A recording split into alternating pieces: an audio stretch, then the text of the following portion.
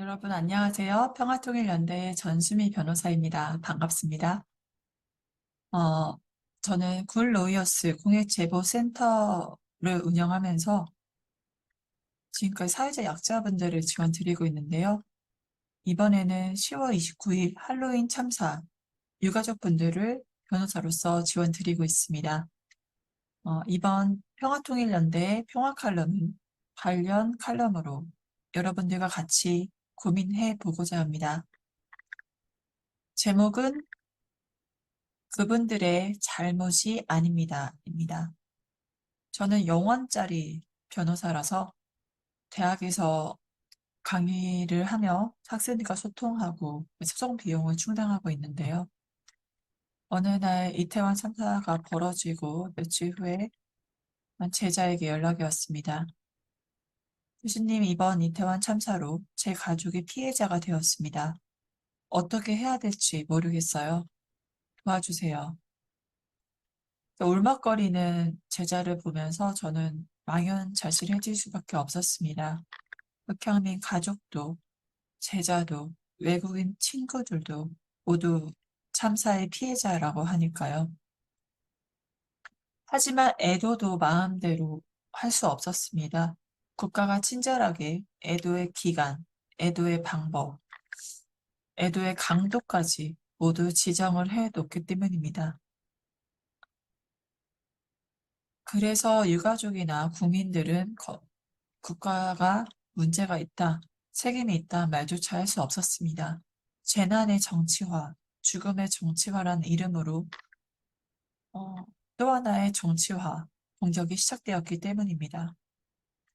대한민국 헌법 제34조 제5항에 따라 국가는 재해를 예방하고 그 위험으로부터 국민을 보호하고 노력해야 될 의무가 있습니다. 그럼에도 정부 부처 기관장들은 우리들은 그렇게 그런 일이 벌어질 줄 몰랐다. 인파가 몰릴 것을 예상했지만 이 사태가 일어날 줄은 몰랐다. 라면서 책임을 회피합니다.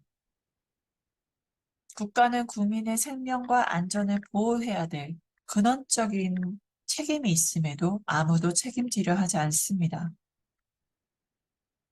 참사 다음 날 국가가 했던 것은 유가족 한 분 한 분을 찾아뵙고 사죄하고 이분들을 위로하는 것이 아니라 시민사회 동향을 파악하는 일이었습니다. 이번 참사로 인해 국민들의 분노, 연대가 커질 것을 우려했던 것입니다. 결국에 국가는 위정자들의 안위가 중요할 뿐 국민의 안위는 여의치 않았던 것입니다. 굉장히 유족분들 많이 위축되어 있습니다. 심지어 위족분들을 위축하는 저조차도 외국 변호사단도 많은 공격을 받았는데요. 저 개인적인 경우에는 국가를 상대로 11월 8일부터 국가 배상 청구 소송을 진행하고 있습니다. 배상 금액이 중요한 게 아니라 배상 청구 소송을 함으로 인해 책임자들을 증인으로 내세우고 국가의 책임 여부를 확인하기 위해서입니다. 그러한 과정 속에서 제가 소속 국가 배상 청구 소송을 진행한다고 하자 일부 언론에서는 제가 유가족분들을 찾아다니면서 만나고 다니면서 소송을 하자고 부추긴다는 보도가 처음 나왔었습니다. 저는 유가족분들 그 당시에 명단도 알 수 없었고 연락처도 몰랐기 때문에 그런 게 불가능하죠. 저에 대한 굉장한 과대평가라고 저는 말을 했습니다. 저도 일개 하나의 국민입니다. 어떻게 그 정보를 알 수가 있겠습니까? 변호사는 수동적인 입장이기 때문에 피해자분들이 지원을 요청하실 때만 도와드릴 수 있는 그런 직업입니다. 시작부터 이러한 공격과 비난이 시작됐는데 변호사도 위축될 수밖에 없죠. 그럼 유가족분들 어떠셨을까요? 국가배상 청구 소송을 진행하면서 사무실 번호와 이메일 주소를 오픈했습니다. 하루에 10통 정도 연락이 온다고 하면 그중에 5통은 유가족분들이나 기자분들, 2통은 응원하는 메시지, 3통은 입에 담을 수 없는 욕설이 난무하는 고성을 지르는 전화 들이 옵니다. 변호사에게도 이렇게 비난이 굉장히 심각한데 이런 일을 마주하는데 유가족분들의 2차 가해는 어떨지 감히 가늠할 수가 없습니다. 하지만 해야 될 일이니까 하고 있고 단순하고 무식하게 머리로 생각하지 않고 온몸으로 부딪혀서 이 국가배상 청구 소송을 끝까지 진행하려 합니다. 함께 유족분들과 싸우려 합니다. 지금까지 유가족분들이 느끼시는 가장 큰 감정 중에 하나는 아무도 책임지지 않는 국가에 대한 분노, 그리고 무력감과 좌절감을 동시에 느끼신다는 겁니다. 국가가 지정한 애도 기간에 유족분들은 하루아침에 잃어버린 자기 가족에 대한 아픔을 표출할 수도 없었고 죽음의 정치화 때문이죠.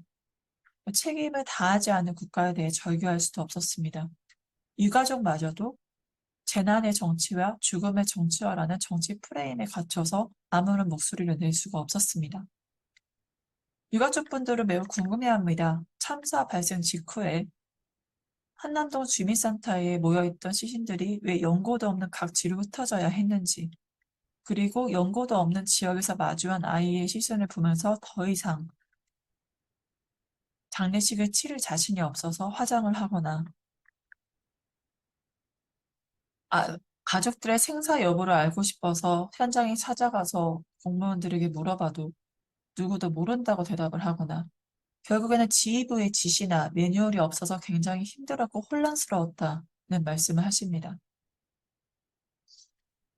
그리고 무엇보다 아이가 간신히 살아왔을 때도 그 가족분들의 처참한 모습에 기절까지 하시면서 하루하루 가슴 아픔을 안고 살아가십니다.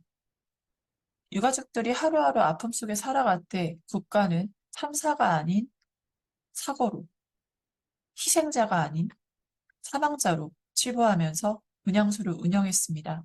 책임 있는 자들은 자신의 책임이 아니라면서 부정하였습니다.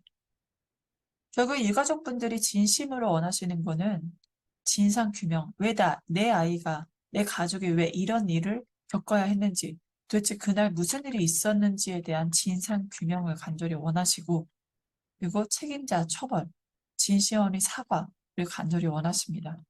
참사 발생 전날 20만 명 이상이 몰릴 거라는 언론 보도가 있었고, 용산구청장 자신도 바로 참사 전날에 할로윈의 안전을 기하겠다라고 발언을 하고 정작 당일에는 자신의 고향으로 내려가서 치적 홍보에 열중했습니다. 용산경찰서장 또한 당일 4시간 전에 참사 4시간 전에 통제를 요청하는 전화, 압사당할 것 같은 전화가 신고가 들어와도 아무런 대처를 하지 않았습니다. 오히려 그날 실질적인 컨트롤타워였던 용산 소방서장에 대해서 경찰 특수본은 입건하였죠. 책임이 있다면서. 결국엔 책임 떠넘기기에 급급한 모습을 보여줍니다. 이러한 대한민국 정부, 지방자치단체, 공무원들의 무능력, 무책임, 무공감에 따른 위법적 행위는 고의 과실에 기반해서 손해배상 책임이 인정될 여지가 굉장히 큽니다. 지금 유가족분들은 섬처럼 흩어져 있고 서로 소통하는 창구가 많이 없어서 고통을 호소해 오셨습니다. 그래서 굴루이어스 공익제보센터에서는 11월 말에 유가족분들이 서로를 이해하고 서로 소통하고 위로할 수 있는 자리를 비공개 간담회로서 마련했습니다. 결국 유가족분들에게는 불현듯 이 참사가 나에게 아픔으로 다가왔고 사랑하는 사람을 잃었고 무엇보다 사랑하는 사람을 다시는 볼 수 없다는 그 절망감과 아픔에 마주하고 있습니다. 사실 이런 아픔들, 이 상실감은 그 무엇으로 보상받을 수 있을까요? 이제 국가 애도의 시간은 끝났습니다. 우리들, 국민들, 유가족분들의 애도의 시간이 시작되었습니다.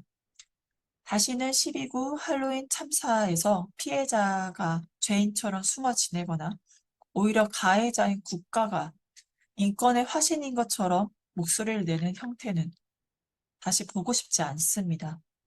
유가족의 분노와 절규, 진상규명과 책임자 처벌은 이제부터 시작입니다. 여러분들 함께 해주세요. 이상 평화 칼럼 마치겠습니다. 감사합니다.